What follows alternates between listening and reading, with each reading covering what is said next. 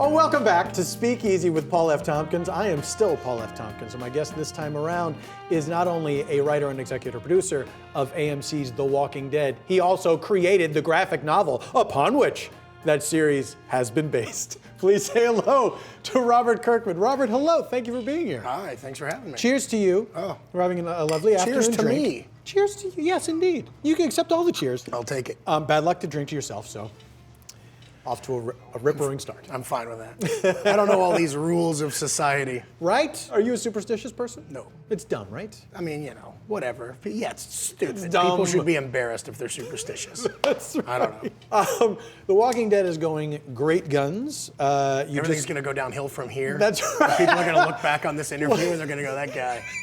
Beginning of the end. Thought he was flying high. Thought superstition was Cursed ridiculous, himself. and now destitute. But things are going well. You recently celebrated the 100th issue of The Walking Dead. Yeah. It's a huge milestone, and it's the I guess the 10th anniversary of the comic, right? Yeah, this year's the 10th anniversary. Really excited about that. 2003 to whatever year this is. Let's call it 2013. Sure, absolutely. I mean, that's a pretty huge thing. That's a significant chunk of your life, and creatively, it's. I didn't mean to bring you down. It's all washing over you now. What have I been doing? What are my children's names? Creatively, has it been a smooth ride to be following the lives of these people, to be governing the lives of these people that you've created, or have there been moments where it's been like just hitting a wall? It's been very smooth, actually. I mean, it's the kind of stories I like to tell. Depressing stories. I don't know. But I mean, I don't know. I have a lot of fun doing it. I mean, my goal in life, you know, because I grew up a huge comics fan, was to, you know, get to a point where I could make a living, you know, writing comics, and then to have a long-running comic book series that, you know, I'd be able to tell stories in for as long as I wanted. You know, just to have something that had hit a level of success where it wasn't going to get canceled. Yeah. And I achieved that. And so I wake up every morning like dying to write these stories, and I really do enjoy it quite a bit. So, you know, it hasn't been too difficult. Like I don't find myself getting writer's block, you know. I always am able to come up with new terrible things to do to these fake people fairly easily. Right. But you know, it has been a lot of work, and when you say 10 years, it does kind of, I'm like, oh, geez.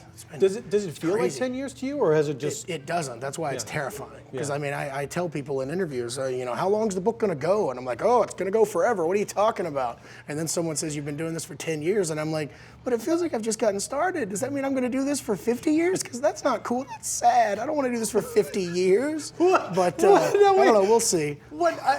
Do you see a point where you would stop writing altogether? Where you would go? Well, I guess where you would retire. I mean, is that part of the plan? Go into politics. I mean, you know, whatever. Right. No, I don't know. I enjoy writing, so hopefully I'll always be writing. But writing the same story for that, I don't know. It seems, I don't know. Hopefully I have other ideas, but you never know. If it came true, is that when you would stop? I mean, look, honestly, I have to acknowledge that if it did come true, I would be the luckiest guy on earth. I mean, that is, you know.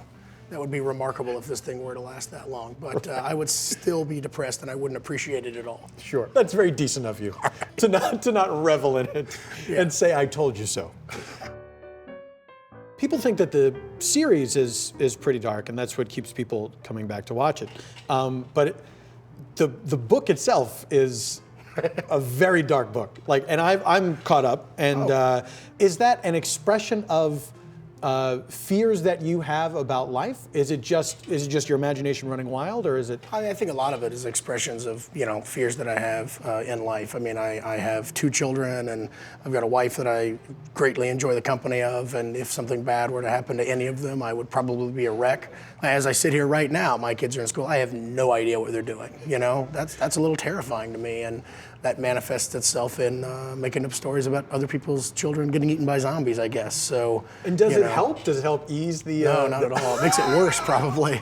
But sounds like a great plan. I don't know. It pays the bills, man. Right. I don't know what you want from me. The show was adapted for television in 2009. Something like that. Yeah. Something like that. Let's call it 2000. I didn't know this was going to be a quiz. No. This is so, I'm not just spewing facts about your own life to you. The show was adapted in 2009. What year did you get married?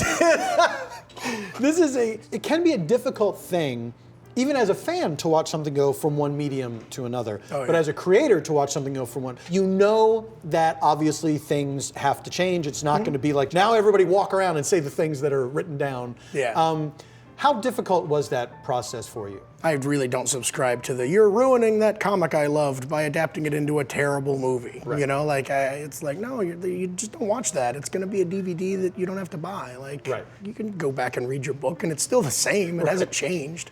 Well, And so I'm very open to any of that. I'm sorry, I just stepped No, all over. not at all. I was interrupting you. Okay? Please don't interrupt Okay. my interruptions All of right. you. It's okay. Okay. Sorry. Well, but the idea that the adaptation of something would ruin the thing you already enjoyed, and that Yeah, I you don't have no right to do this, like, you don't have to watch it. Would it be better if the thing that you loved got adapted into something awesome? Yes, of course. Yeah. But that didn't happen this time. I'm sorry. Right. Like, Right. Yeah. Go eat your Cheerios, you'll be fine. Yeah. I came at The Walking Dead like very open to them putting, dogs in it that shoot lasers out of their eyes or whatever they wanted to. And I knew that I would have a certain amount of ability to prevent that from happening, and it's kind of my life's mission on the show to make sure that that doesn't happen, because I am a producer, and I have to be able to get on Twitter and show my face and have the fans not hate me. But I am to a certain extent excited by the differences, and I think it's really cool that television is a collaborative medium that has hundreds of different people like throwing different ideas in and changing things, and I think it would be very arrogant of me to be like, no, listen, me and Charlie Adler, the artist on the books, like, we did this thing 8 years ago and it's perfect, so kind of listen to us. Right. We work on these books very fast. There are things that we could have missed. You never know. Right. And so when cool ideas come up in the writer's room or when we're on set and they're like, oh, maybe we'll do it like this. And you're like, okay, whatever. Like, I'm open to that kind of stuff. And I think it's cool. And I like the fact that fans of The Walking Dead that have been reading the comic for years and years, they still have that comic to read, and it still comes out every month. And if you want to, enjoy that, you can. But like, having that experience and having that knowledge doesn't really ruin the show for you. You can watch it and it's kind of a new experience, and there's differences, and I like that you can kind of jump back and forth and watch one, read the other, and they kind of complement each other in tandem as opposed to one being a copy of the other. Right. Did you fall into the feel of the writer's room right away? Was that an adjustment, or did it feel like, oh, I get this, I understand this sort of give and take? I love how awkward it is. Like, I really enjoy that part of it. I mean, certain times they'll be like, well, we could adapt this story from the comic, but I didn't really like how that turned out. Oh, hey, Robert, what's up? So what do you think? And I'm like, well, it's fine. I didn't really like that part either. But I don't know, it was kind of fun being thrown into the mix. And, the idea of sitting in a room for 8 to 10 to, let's be honest, it's like 4.5, 5 hours a day, just talking about my comic is sometimes a little grating, but Right. I do enjoy the process quite a bit. I look at it like a really great learning experience for me, just because, I've been writing in a room by myself and typing scripts and emailing them off to, various artists all over the country for my comics, and I've never really sat in a room and talked out loud about story before. Right. So being able to do that is kind of fun, and it's taught me not to think of it like as being as silly as it actually is, because I used to have to like call my publisher on the phone or like talk to him about a new idea I had, and I'd be like, it's about a guy, these guys shoots lasers out of his eyes. I don't know, it's dumb. I don't know why you want to publish this. It's because you talk about an idea like outside of your head, and it sounds a little bit more ridiculous. Yeah. And now I don't really do that anymore because of the writer's room. Well, and it's also because in the writer's room, you simply must say things that you think could possibly be dumb. Oh, yes. You have to throw out something. It's the best. Yeah. Knowing you may get shot down. But is that an issue for you? We have a really cool writer's room in that everyone is very friendly to each other. I've heard stories about other writer's room where it's very competitive, and sometimes there's people that don't like each other that are actually in the room, and I don't know what sometimes that is encouraged. Yeah, and I don't know what that would be like. Yeah. That sounds terrifying. But we're all friends in the Walking Dead's writer's room, and we all get along, and so, we'll say, I don't know, man, what if this happened? And we know it's kind of a dumb idea, but you're kind of encouraged to throw that out because that might give someone else a better idea, which is good. But my favorite thing is, from time to time I do this and other people, do it, and you're like, this is a bad idea, and inside you're like, I hope it's a good idea. Absolutely. I hope they like it. It might be a good idea. It sounds terrible maybe, but it could be great. Yeah. And then you say it and they're like, oof, yeah, and you're like, oh. It was as terrible as I thought it was. My favorite qualifier in a writer's room is okay, this is the bad version of this. So Because I didn't work up the good version. I'm lazy, so. You get where I'm going. I mean, I'm just providing the inspiration, not the actual idea. Obviously, it's weird to see, a little bit weird to see your characters, in the person of these actors and walking around and saying stuff. Was it weird to see it in color? I've never even really thought about that. The comics are in black and white. What? No, I got to like be in the prison, because I go to set and then I'm like walking around in it. And there was a little bit in the first season where I was there for the pilot and I actually saw Stephen Yeun and Andrew Lincoln meet for the first time, and I was like there's Rick and Glenn. And they're talking. I have like photos that I took that are still on my phone where I can be like, that's the first time those guys ever saw each other. Wow. And I'm like, oh, it's comic book Rick meeting comic book Glenn. But they're like, I could go like punch one of them if I wanted to. Like, they're real. This is crazy. I would never punch either of them. They're delightful human beings. But I'm actually really scared of the zombies. I shouldn't say this in interviews because next time I go to set, they'll be like, oh, you're scared of zombies, we'll get them. But I'm not like scared of zombie movies, but like when I'm on set and there's a guy walking by that's got his eyeball hanging out and like he's rotted and like it's terrifying looking. And Greg Nicotero and the guys at K&B do such a really good job on it all that, when I'm sitting as close to those things I am to you now, they look real. It's like, oh, there's a dead guy walking around, and that's not going to be something I'm comfortable with. I'm very proud of the fact that I'm not comfortable with that yet. Right. But yeah, it scares me quite a bit. Does it help between takes if you see them smoking? No, that's just weird. No, I had a conversation with one of them one time, and by one of them, I mean the guys that work really hard on my show whose names I don't remember. But he had his teeth out, and what they do is they build the zombie makeup around your face, and then you have like those rotted lips that are like, receded, and then they put fake teeth around your lips. So when they talk, they look like a human being, but when they take the fake teeth out, it's just a human's mouth in that circle. And so I'm sitting there talking to this guy who's this awesome looking rotted zombie that's just terrifying, and it's just these little human mouths. It was like a Conan O'Brien skit, like come to life. Right. Oh yeah, no, I really like it. It's a lot of fun working in here. It's really great. Thanks for having me. Oh, you're doing a great job. Oh, I'm having a lot of fun. It's really cool. You're just watching these lips move. It's really weird. You are a big champion of creators having control of their own stuff, making their own stuff. So when you were starting out, you pretty quickly saw the value of having control of your own stuff rather than just staying in the system and hoping for the best. Definitely. I mean, I was fortunate enough to come up in comics, as a kid reading comics at a time when Image Comics had started. And Image Comics was a comic book company founded by the top artists in the industry who had left Marvel Comics and decided to create their own company. And what they did was they created the perfect company for them. And so it's a company that owns no IP and doesn't really profit off the books in any significant way. It basically is just a publishing house that takes enough money off the top to continue running, but the lion's share of all the profits go back to the creators. And it's sort of been around for 20 years now, and it's been a great home for creators to be able to, come there and own their own books. And, it's open to new creators that have been doing books for 20 years. I mean, it's a really wide range of people that are doing books at the company. And, for some reason, a few years ago, they thought I had been at the company long enough to make me a partner, which is nice, which is, why I'm giving them the hard sell, because I'm a company shill. Right. But yeah, I mean, it's a remarkable place, and I feel really fortunate to have been, a part of it. If you're doing something by yourself, you're putting out your own thing, and you don't have a lot of people looking over your shoulder, that means that you have to figure out a lot of stuff by yourself too. True. And certainly you have people around you, colleagues that you respect, and probably you guys compare notes, encourage each other, stuff like that. But are there things that you wish you had known sooner when you were starting out? I think if I had known more, I wouldn't have made it. Because I was like, my stupidity, I think, or I'll say ignorance. Technically, it was ignorance. Sure. But my ignorance kept me going. I was like, I don't know why this is happening. It doesn't really matter, right? I'll just keep going forward. And then I was very much massively in debt by the time I started making money in my comics career. There was a point where I was like $40,000 in debt, and I was making about $300 a year. And I would just lay in my living room floor and shake.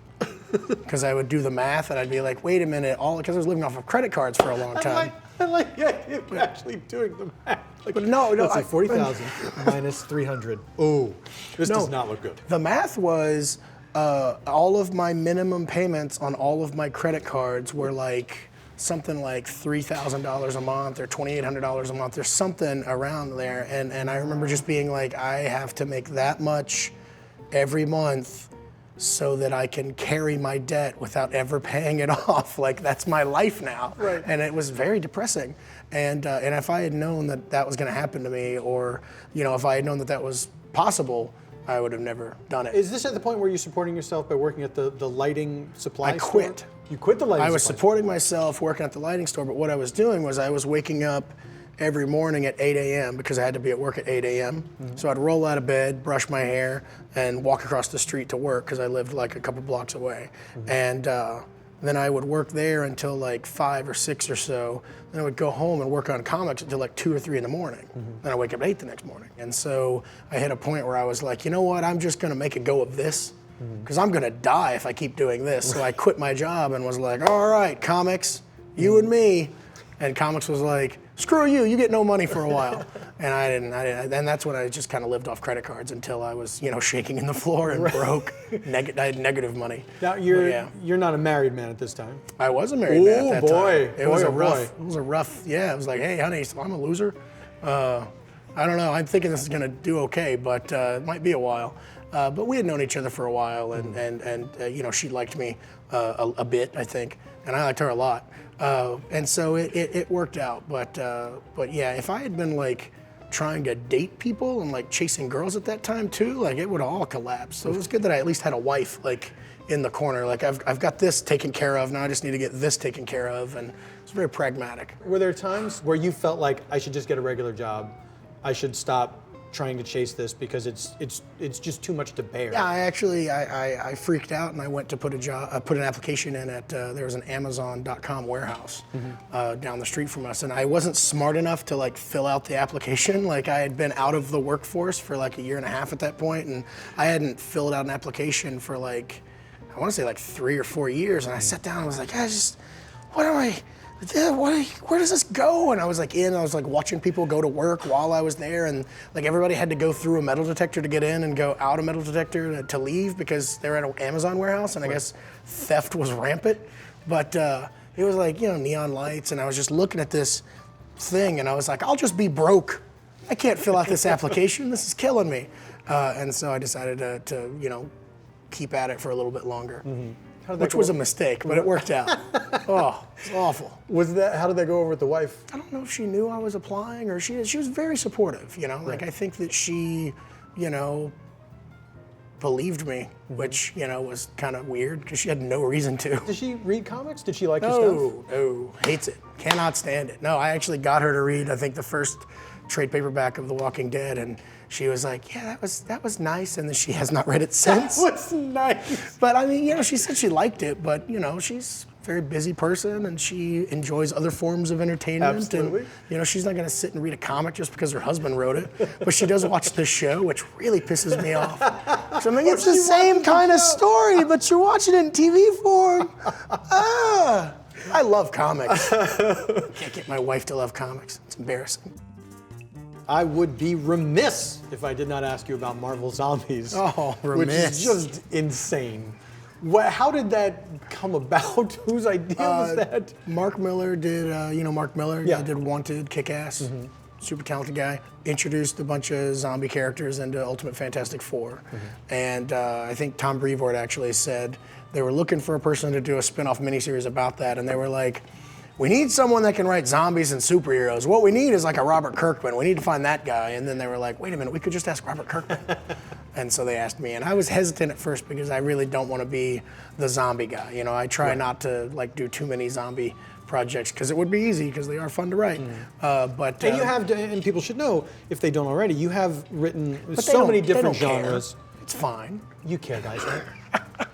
So naturally there's a hesitation there, yeah. Certainly, but yeah, and I decided to do it just because actually the artist Sean Phillips, I really wanted to work with him and thought it would be a cool project, and you get the opportunity to write stories about like Peter Parker eating people. Right. You're not gonna pass that up. So yeah, I had a little fun with that one. Oh, it's hilarious. It's a really funny. It gets series. really stupid. Oh yeah, it's by the end of the first miniseries, you're like, no. It seems like it's exactly what it should be. It delivers on the title, first of all. Yes, they're it absolutely delivers on the title. Marvel characters as zombies. Right. That's Get it? Yes. This is what happens, but it's really, really funny. Has there been any talk of making that into a movie? I wish. No, I probably not. I don't think Disney's going to be jumping on that one too quickly, but you never know. You never know. Is there going to be a Walking Dead spinoff? Maybe, but it's a little bit too early to talk about that. I got time. I'll wait you out. Yeah, we're doing it. It's gonna be crazy.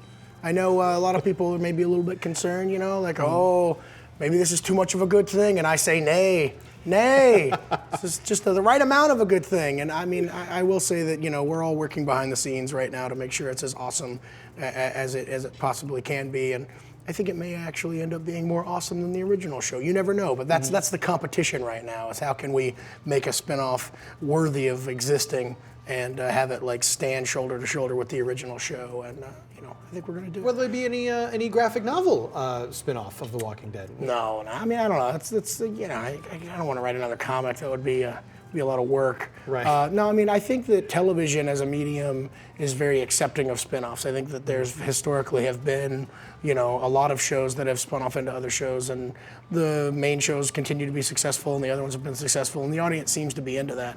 Anytime comics start to spin out and you do multiple comics on the same storyline, it usually ends up cannibalizing the readership, and it kind of hurts the book. And outside of X-Men can do whatever they want, but I think that there's been a lot of books that have gotten to a certain level of popularity, and then they've been like, you know what, there's 9 books that take place in this universe now, and then they don't seem to do well. So I don't think the medium is quite as accepting of that. Robert Kirkman, a pleasure to chat with you. Thank you so much for joining us today. It's fun. Ladies and gentlemen, The Walking Dead is on AMC. That is all you need to know. The Walking Dead is in comic book shops. That is also all you need to know. Please join me again for the next Speakeasy when my guest will be a different person. Thank you very much. I've always intended it to be funny, kind of. I mean, it's factual, but it's also a little amusing joke. You asked me before we did this to laugh at that joke. Got the joke. Thanks for watching. Be sure to subscribe and check back every Monday to see who I interview next. And for more info about Speakeasy, visit mademan.com.